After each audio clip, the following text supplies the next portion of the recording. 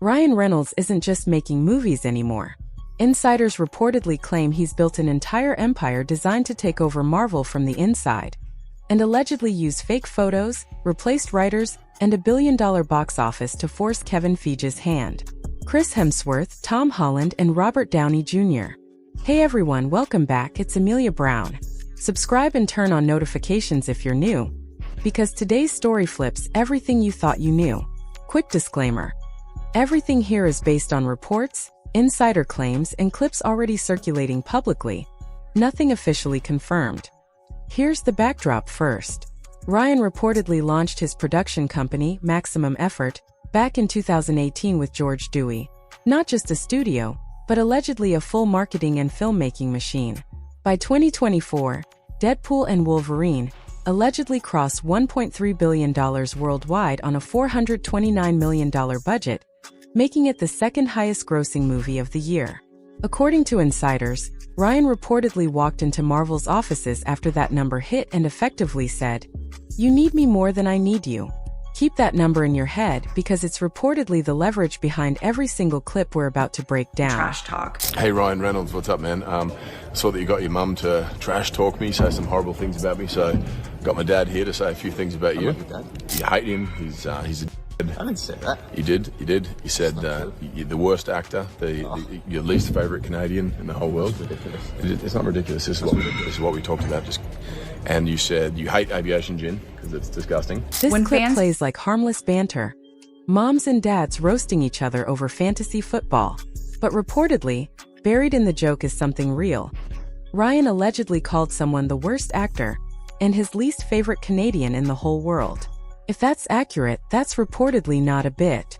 That's allegedly a genuine grievance dressed up as comedy, so it can't be called out directly.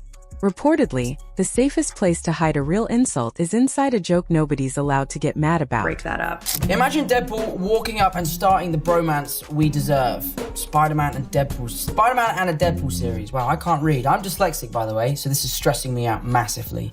There is already a bromance between Spider-Man and Mysterio. So I wouldn't want to break that up. Fans wanted Spider-Man and Deadpool together on screen. Instead, Tom reportedly laughed it off, saying Spider-Man already has a bromance with Mysterio, and he wouldn't want to break that up. Allegedly, Jake Gyllenhaal was standing right there, meaning Tom publicly chose Jake over Ryan on camera without hesitation. Reportedly, choosing someone else over you in public with a laugh is Hollywood's coldest kind of no. You know you have an ongoing feud with Ryan. You know that guy. What's it gonna take for him to actually be BFFs with you? Well, I mean, in truth, there was a time in which we were. He's the other guy who has a mask like yours but isn't as cool as your mask, right? You don't have to be scared of Ryan Reynolds. Someone reportedly calls Ryan the other guy who has a mask like yours, but isn't as cool, then allegedly adds, "You don't have to be scared of Ryan Reynolds." If you have to publicly reassure someone they're not scared reportedly, that's usually because somebody somewhere allegedly is. Reportedly, nobody says don't be scared about a rivalry that was never actually close. Deadpool tie. The Deadpool tie? Of course. Oh, here's why I have that on. Out. No, here's why. I just interviewed Brolin for Only the Brave. And You just wore the same outfit. I just wore the same outfit. I haven't changed. Yeah. I need to get a Thor tie. It's Marvel. I'm going to buy you one, mate. This is awkward. You can just hold this in front of yourself instead. There you go. There you go. An interviewer reportedly wears a Deadpool tie as a nod to Ryan. Chris allegedly refuses to acknowledge it, insists he needs a Thor tie, and even covers the Deadpool tie with a picture of Thor. That's reportedly not a coincidence. That's allegedly a deliberate on-camera erasure of Ryan's character in real time. Reportedly, you don't cover something up by accident. You cover it up because you don't want it seen. In any type of role. I find that it's not that the lines get blurred, but I've been on press tours defending my character, and then being tapped on the shoulder and like the guy a bunch of people. I'm like, oh yeah, okay. Besides that part. Short but reportedly telling. Someone allegedly admitting the lines get blurred between defending their character and defending themselves personally. If the people inside this rivalry can't separate the two anymore reportedly, that tells you exactly how personal this has actually become. Reportedly, when you can't tell where the character ends and the grudge begins, allegedly, it stopped being fiction a long time ago. Trademark wit. He was in Deadpool. Did you see Deadpool? No. It's like he's the other guy who has a mask like yours but isn't as cool as your mask, right? Barely a sentence, but reportedly brutal. He was in Deadpool. Did you see Deadpool? Delivered allegedly, like Ryan's entire career fits inside one dismissive rhetorical question. Reportedly, you know a takedown is real when it doesn't even need a full sentence Marvel to land. stars. Weird to be in Deadpool, to be in a Marvel movie that's opening. I keep hearing I'm in it. I don't know. I'm excited to see it. Get those residuals. Yeah, that's right. I don't know about that. Someone allegedly jokes about being in a Marvel movie they're weird about, saying, I keep hearing I'm in it. I don't know. Before shrugging it off with get those residuals.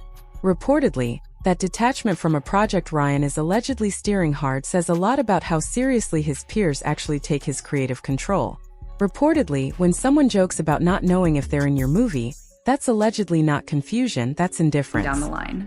I mean, I'd love to play with Spider-Man. And he's young, and we could, pile on him and abuse him. And, you can't hurt him. You can hit him as hard as you want. He gets right back up. Framed as a joke about roughing up a younger co-star. Pile on him and abuse him. You can hit him as hard as you want, followed by it gets right back up. Reportedly, jokes like this about physically dominating the newer generation of Marvel talent allegedly reveal exactly how this rivalry is viewed behind the scenes. Reportedly, joke is doing a lot of heavy lifting when the punchline is literally about beating someone down. It's one thing to, hide behind a character and behind a mask of whatever individual you're playing in a film setting, but then to be yourself. Another loaded line, talking about hiding behind a character and behind a mask of whatever individual you're playing. If that's a shot at Ryan's meta, fourth wall breaking style, reportedly, it's a direct challenge to the entire foundation of his comeback. Reportedly, calling someone's signature style hiding is one of the coldest insults an actor can throw at another actor. Green film. What is that? Is that Thor? Why is Thor crying? Why was Thor crying? Why was Thor crying? That happens in the distant future. Why is Thor crying? Quick, Do not tell me. This is reportedly the moment everything boiled over. Old Thor footage allegedly repurposed just to mockingly ask, why is Thor crying? Dragging a beloved character down to comic relief for Deadpool's benefit.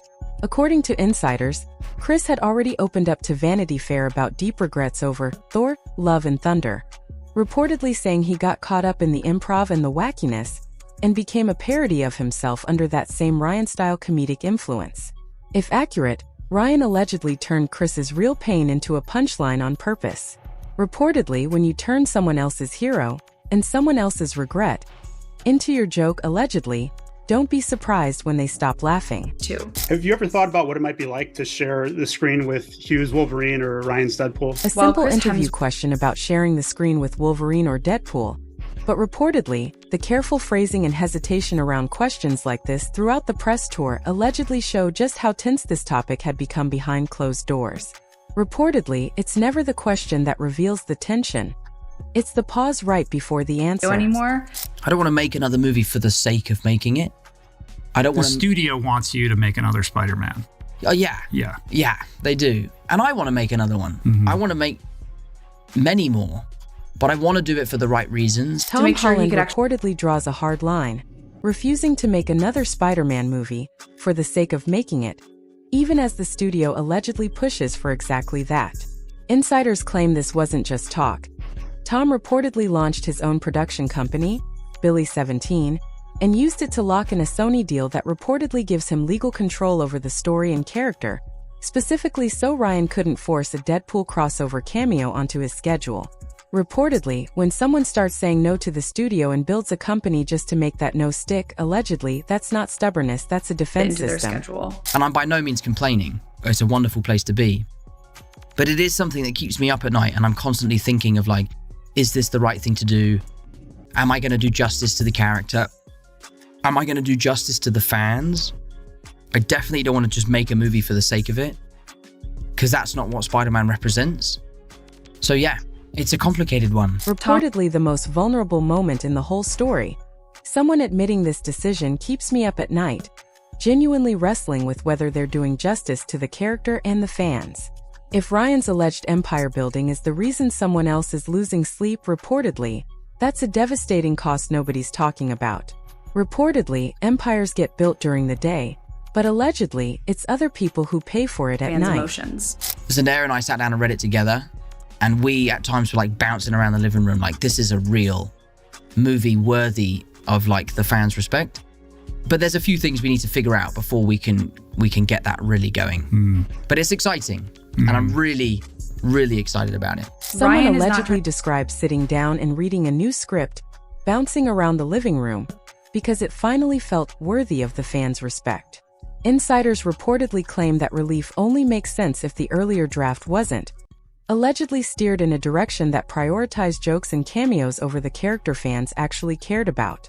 Reportedly, you don't celebrate finally getting something right unless allegedly it had been wrong for a while.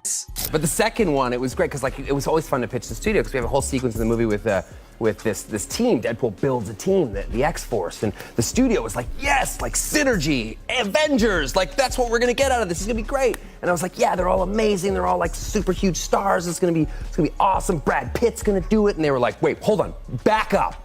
Brad Pitt's gonna do this? I was like, yeah. Here's reportedly the most damning clip of all. Allegedly, Ryan's own team manufactured fake set photos and flooded the internet with them to control the narrative and confuse fans before anyone could see what was actually real.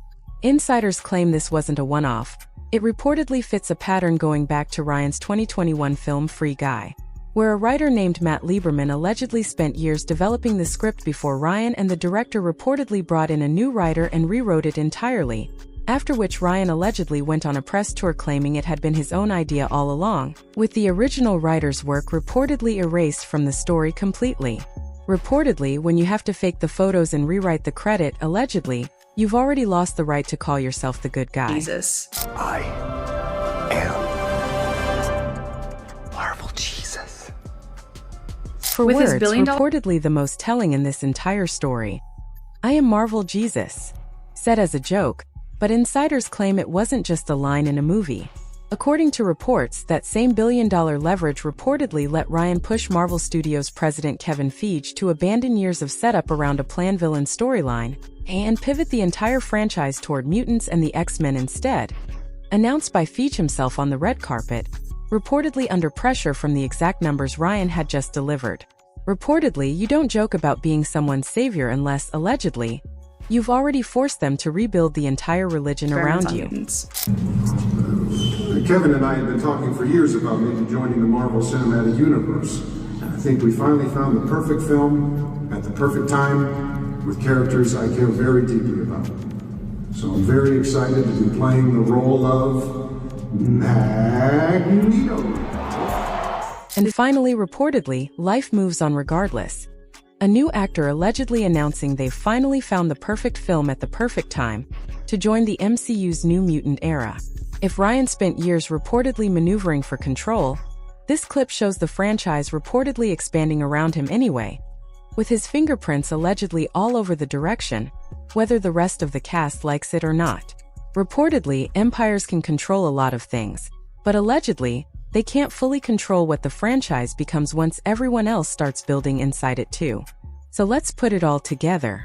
From playful jabs that reportedly hit real grievances, to public snubs, to Thor's real pain turned into a punchline, to Tom Holland reportedly building an entire company just to say no, to fake set photos and an erased writer, to 4 words, Marvel Jesus, that reportedly explain everything about how far Ryan was allegedly willing to go.